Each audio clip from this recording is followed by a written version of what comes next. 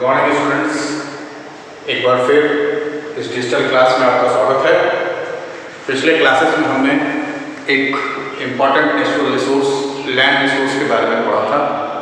आज एक और दूसरा जो रिसोर्स हमारे पास जो बहुत ही वाइटल, बहुत ही इम्पॉर्टेंट है, उसके बारे में पढ़ने जा रहे हैं। वो है हमारा वाटर।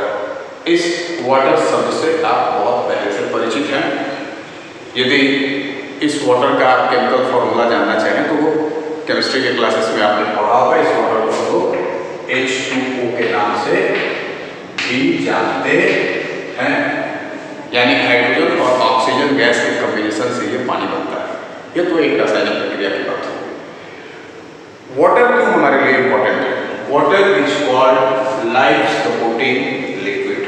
आपको मैं बता दूं, पूरे यूनिवर्स के भीतर, पूरे हमारे प्लेनेटरी सिस्टम के भीतर अर्थ एकमात्र ऐसा प्लेनेट है जहाँ पे वाटर मौजूद है।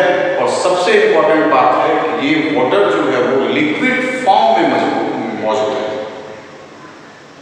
और इसी वजह से हमारा अर्थ जो है वो ब्लू प्लेनेट भी कहा जाता है। अर्थ पे लाइफ को सपोर्ट करने के लिए इस पानी का होना बहुत जरूरी है। अर्थ एकमात्र ऐसा प्लेनेट है जहाँ पे लाइफ एग्जिस्ट करती है, और इसके एग्जिस्टेंस के पीछे जो सबसे बड़े कारण है वो कारण है पानी का लिक्विड फॉर्म में होना। याद रखिए, पानी को हम लिक्विड फॉर्म में ही लेते हैं, आइस के रूप में नहीं ले सकते। पानी को हम वेपर के रूप में नहीं ले सकते।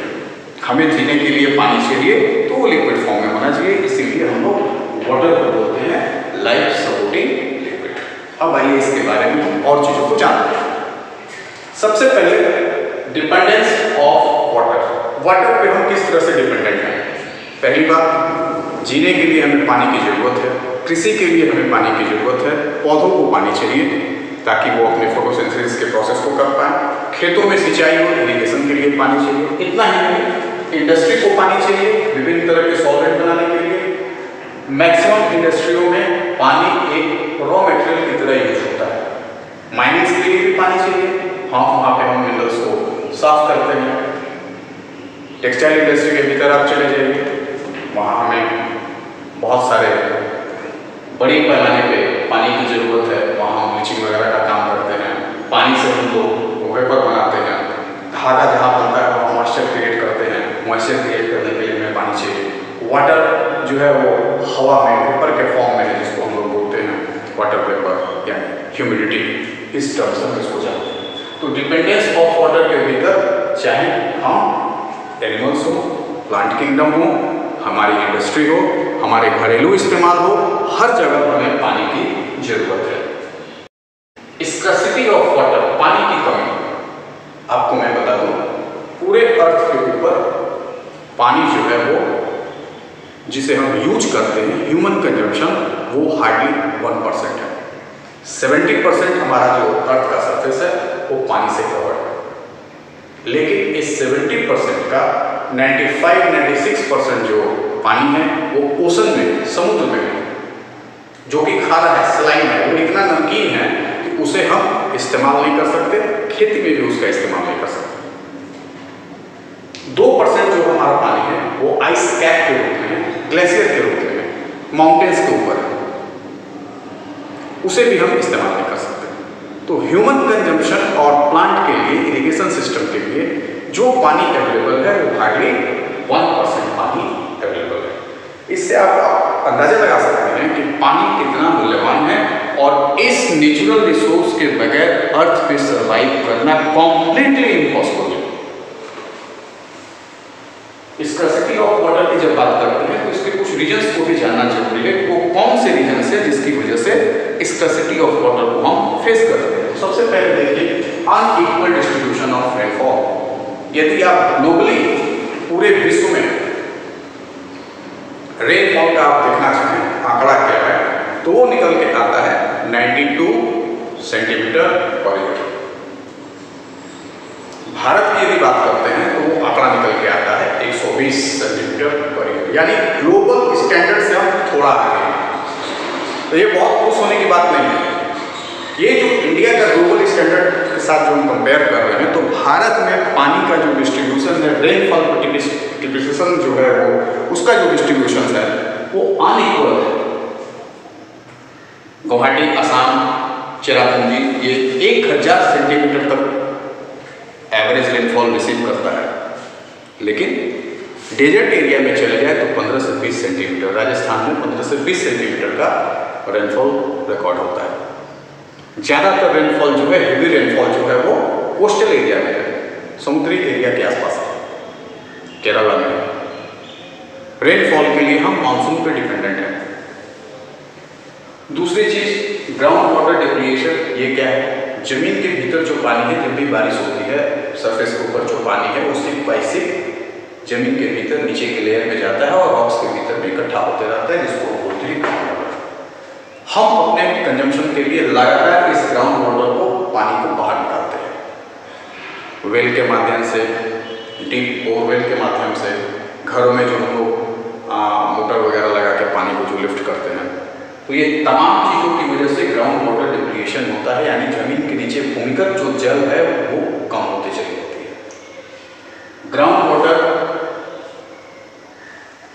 कंटिन्यूएशन, ये क्या है? एक्सेसिव फर्टिलाइजर का इस्तेमाल खेतों में हम करते हैं, बहुत सारे केमिकल्स का छिड़काव करते हैं, बहुत सारे toxic waste product, industrial waste बाहर निकलते हैं, उसको हम डंप करते हैं, बारिश के पानी में ये घुलते हैं और घुलकर जमीन में ये सिप बाई सिप ये नीचे ग्राउंड वाटर में जाके मिल जाते हैं और इस तरह से ग्राउंड वाटर जो है वो पॉल्यूटेड होता है और फिर वो ह्यूमन कंजम्पशन के लिए सूटेबल नहीं रह पाता है। सरफेस वाटर डिप्लीशन, ये क्या होता है? Over longer period of time यदि बारिश नहीं होती है, टेम्परेचर बढ़ता है, तो नदियों का पानी धीरे धीरे कम होने लगता है। जो छोटे लेक्स होते हैं, पॉन्ड्स होते हैं, छोटे वाटर बॉडीज होते हैं, वो सूख के ड्राई हो जाते हैं और उनका पानी वेपर बन के निकल जाता है। तो ये कुछ ऐसे रीजन्स हैं जिसकी वजह से हमें स्कैर्सिटी ऑफ वाटर को देखना पड़ता है। सिचुएशन इन इंडिया, भारत में क्या सिचुएशन है? तो भारत भी इस समस्या से अछूता नहीं है। हमारे यहाँ भी जो रिक्वायरमेंट है, एक तो हमारी आबादी 130 करोड़ के ऊपर, लिटरेसी रेट वो भी बहुत हेल्दी नहीं है, हम बहुत सिंसियर होकर अपने रिसोर्स का इस्तेमाल नहीं करते हैं। राजस्थान में, मध्य प्रदेश में, हरियाणा में दूर दराज के गांव में महिलाएं पानी लेने के लिए बहुत दूर तक वो सर पे पानी लाने के लिए घड़े वगैरह लेकर, मिट्टी का पॉट, बहुत लंबा रास्ता उनको तय करना पड़ता है स्कैर्सिटी ऑफ वाटर। आपको यदि स्कैर्सिटी ऑफ वाटर को समझना है तो आप किसी माउंटेन एरिया में चले जाइए, वहाँ पे आप पानी के महत्व को समझ पाएंगे। नीचे से पानी को ऊपर लिफ्ट करके ऊपर ले जाना और पानी की अवेलेबिलिटी बहुत कम होती है, तब हम समझते हैं कि कितना ये मूल्यवान रिसोर्स है जिसको हम कभी कभी लापरवाही में बहुत वेस्ट कर देते हैं। तो भारत के भीतर तो बारिश जो है वो मानसून के ऊपर डिपेंडेंट है। बारिश का मौसम जो हमारे यहाँ होता है वो आप मान के चलिए कि जून से लेकर सितंबर तक होता है, लेकिन ये भी अनइक्वल डिस्ट्रीब्यूशन है। कहीं बारिश बहुत ज़्यादा है, वहाँ फ्लडेड हो जाती है, कहीं पे बारिश का परसेंटेज बहुत कम है, वहाँ पे ड्राई हो जाता है और सूखा पड़ जाता है। इसका एक दूसरा पहलू ये भी है कि इरिगेशन सिस्टम काफ़ी प्रभावित होता है। हम फूड क्रॉप्स को बेटर प्रोडक्शंस के लिए काफ़ी हमें मशक्कत करनी पड़ती है और तब हमारे पास एक रास्ता बचता है इरिगेशन का, और इरिगेशन के लिए हम कैनल, डैम ये सब बनाते हैं। राजस्थान के भीतर इंदिरा गांधी कैनल बनने के बाद राजस्थान का बहुत बड़ा एरिया जो है वो खेती के लिए सूटेबल हो गया, वहाँ पे कुछ फसल वगैरह लग जाती है, ज्वार, बाजरा, मकई, इन सब चीज़ों की खेती हो पाती है। भारत में हम कॉटन की खेती करते हैं, भारत में हम शुगर केन की खेती करते हैं, भारत में से बहुत सारे क्रॉप्स की खेती होती है जिनको बहुत ज़्यादा पानी की ज़रूरत है, और इस पानी की कमी को पूरा करने का हमारे पास कोई साधन नहीं होता है, क्योंकि हमारे पास रेनफॉल पे हम हाईली डिपेंडेंट है। तो गवर्नमेंट ऑफ इंडिया और बहुत सारे लोकल बॉडीज़ के अपने अपने सहयोग की वजह से हम इरिगेशन सिस्टम को मजबूत बनाने के लिए कैनल्स वगैरह का इस्तेमाल काफ़ी बड़े पैमाने में हमारे कंट्री के भीतर होता है। वाटर पोल्यूशन, ये क्या है? पिछले क्लासेस में भी आपने पढ़ा है, किसी भी अनवांटेड एक्टिविटी की वजह से पानी की जो प्योरिटी है, पानी किसी तरह से वो खराब हो जाता है, कंटेमिनेटेड हो जाता है, वो हमारे यूज के लिए नहीं बचता, तो ये बोलते हैं हम वाटर पोल्यूशन। वाटर पोल्यूशन का इम्पैक्ट सिर्फ ह्यूमन बीइंग पे नहीं पड़ता, वाटर पोल्यूशन का इम्पैक्ट खेती पे भी पड़ता है। यदि बहुत गंदे पानी के साथ आप पौधों को इरिगेट करते हैं, खेती करते हैं, तो उनको बहुत सारी बीमारियां लग जाती है। उनसे जो हमें फूड क्रॉप्स मिलते हैं, जो उनसे फ्रूट वगैरह मिलते हैं, वो भी कई सारी बीमारियों के बाहर बन जाते हैं। तो ये भी ध्यान रखने वाली बात है कि हम बहुत सारा पानी जो है वो तरीके का हो और उसका हम इस्तेमाल करें। वाटर पोल्यूशन के बहुत सारे अपने अपने कारण हैं। इंडस्ट्रियल वेस्ट निकल के आता है, घर से डोमेस्टिक वेस्ट निकल के आता है, हमारे घरों से सीवेज निकलता है, ये सब चीज़ें नदियों में जाकर डंप होती है। रेन वाटर के साथ जो खेतों में एक्सेसिव फर्टिलाइजर का इस्तेमाल करते हैं, वो भी पानी को कंटिमेट करता है। केमिकल्स पानी में मिल जाते हैं, सॉल्यूबल हो जाते हैं और नीचे की तरफ चले जाते हैं ग्राउंड वाटर में। तो इस तरह से पानी जो है वो पॉल्यूटेड होता है। तो पानी को पॉल्यूशन से बचाना बहुत बड़ी जिम्मेदारी है। आपको याद होगा, हम लोगों ने, बिहार गवर्नमेंट ने बहुत बड़े पैमाने पे जल जीवन हरियाली एक इनिशिएटिव लिया था। ये एक मेगा इनिशिएटिव था जिसको पूरे वर्ल्ड में अप्रिशिएट किया गया और आपके स्कूल में भी इसमें बहुत बड़े लेवल पे पार्टिसिपेट किया था। आप भी उसके पार्ट रहे होंगे। तो आप समझ रहे हैं कि छोटी उम्र में ही बच्चों को ये तमाम सेंसिटिव चीज़ों को क्यों बताया जाता है, क्योंकि आगे चल के आप नागरिक बनेंगे, जिम्मेदार कहीं अधिकारी बनेंगे, तो इन सारे पहलुओं पे आपका फोकस होगा, आपकी सिंसियरिटी होगी और आप अपने रिसोर्स को बहुत अच्छा से मैनेज कर पाएंगे। वर्ल्ड के भीतर बहुत कंट्री ऐसे भी हैं जो इन्हीं सब एक्टिविटी की वजह से पानी को रिजर्व बना के रखते हैं और साल में 2-2, 3-3 फसल वो निकाल लिया करते हैं, जबकि उनके पास स्कैर्सिटी ऑफ वाटर है, लेकिन वाटर मैनेजमेंट इतना स्ट्रांग है कि वो इस चीज़ को अचीव कर पाते हैं। जैसा कि आप जानते हैं, वाटर भी एक इम्पॉर्टेंट नेचुरल रिसोर्स है, इसे भी कंजर्व करने की जरूरत है। तो हम भी कंजर्वेशन ऑफ वाटर के ऊपर अपने आप को फोकस करें और पानी को हम बचाने का प्रयास करें। सेव वाटर, ये एक जिम्मेदारी है, ये एक तरह की क्रांति है जिसे हमें करना है।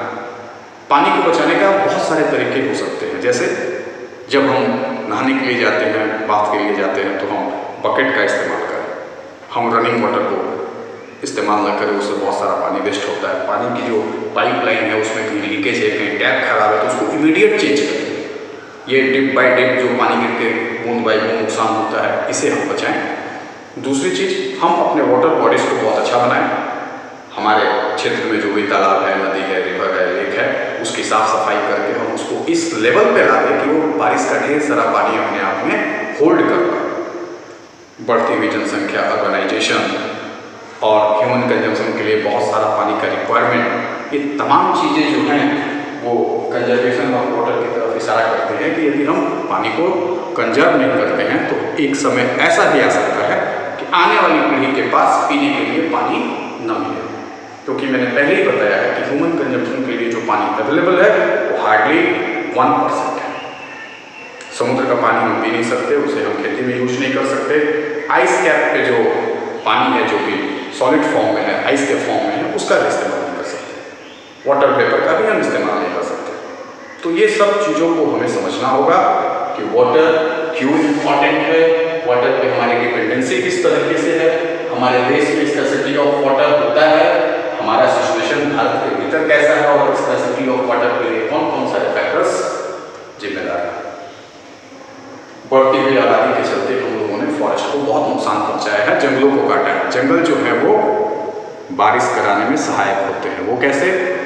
पौधे जो है वो जमीन के नीचे से पानी को एब्जॉर्ब करते हैं, एब्जॉर्ब करने के बाद फोटोसिंथेसिस करते हैं और जो एक्सेस वाटर वो ग्राउंड से एब्जॉर्ब करते हैं उसको ट्रांसपायरेशन के थ्रू, वेपर के थ्रू, पत्तियों के माध्यम से एटमॉस्फेयर में वापस छोड़ते रहते हैं। इससे वाटर वेपर की परसेंटेज जो है वो एटमॉस्फेयर में बढ़ती है और ये वाटर वेपर जो है वो over period of time condense होता है और रेनफॉल में सहायक होता है। तो ये एक ध्यान देने वाली बात है। फिर वाटर पोल्यूशन को हमें चेक करना है, हमें अपने नदियों को संरक्षित करना है, किसी भी तरह के सब वाटर बॉडीज को गंदा नहीं करना है। ये एक जिम्मेदारी है, इसके लिए बहुत कड़े कानून की भी जरूरत पड़ती है। तो वो भी सरकार को बनानी चाहिए कि हमारा पानी के प्रति बिहेवियर और सिंसियरिटी लेवल कैसा है। Conservation of water, this is the demand of the time. यदि हम अभी चूक गए तो शायद हमें पीने के लिए एक गिलास साफ पानी भी नहीं बचेगा। आज आप देखते हैं पानी के लिए आप कैरी करते हैं, वाटर बॉटल कैरी करते हैं, क्यों? ताकि हम पानी के वेस्टेज को रोक पाए। तो ये एक इम्पॉर्टेंट वाटर नेचुरल रिसोर्स है। इसके ऊपर हम लोगों ने ढेर सारी चीज़ों को पढ़ा, आप इसको बहुत अच्छे से पढ़िए, इन चीज़ों के ऊपर विचार करिए। आप इंटरनेट के माध्यम से ढेर सारी सूचनाओं को इकट्ठा कर सकते हैं, वाटर से रिलेटेड, वाटर पोल्यूशन से रिलेटेड, वाटर कंजर्वेशन से रिलेटेड। यहाँ एक बार और बता दो, कंजर्वेशन ऑफ वाटर के भीतर रेन वाटर हार्वेस्टिंग एक बहुत ही इम्पॉर्टेंट इशूज है। हम अपने घरों की छतों पे बारिश के दरमियान जो पानी की बूंदें गिरती है उसे इकट्ठा करके उसको हम चैनलाइज करके उसको जमीन के नीचे बहुत ले जा सकते हैं पाइप के थ्रू, और इस तरह से ग्राउंड लेवल में जो हमारा जो वाटर डिप्लीशन है उसको हम चेक कर सकते हैं। बारिश का पानी ऐसे ही जमीन पे फैलता हुआ नदियों के माध्यम से होता हुआ समुद्र में चला जाता है और वहाँ जाके वो सलाइन वाटर के रूप में तब्दील हो जाता है। इससे कहीं बेटर है कि हम बड़े बड़े वाटर बॉडीज के थ्रू इन पानियों को अपने आसपास के क्षेत्र में संरक्षित करें, जिससे वो फ्यूचर में हमारे लिए यूजेबल हो सके। मैं समझता हूँ बच्चों कि ये आज का क्लास, ये वीडियो आपके लिए काफ़ी हेल्पफुल होगा इस वाटर को समझने के लिए, वाटर मैनेजमेंट को समझने के लिए, वाटर का नेचुरल रिसोर्स को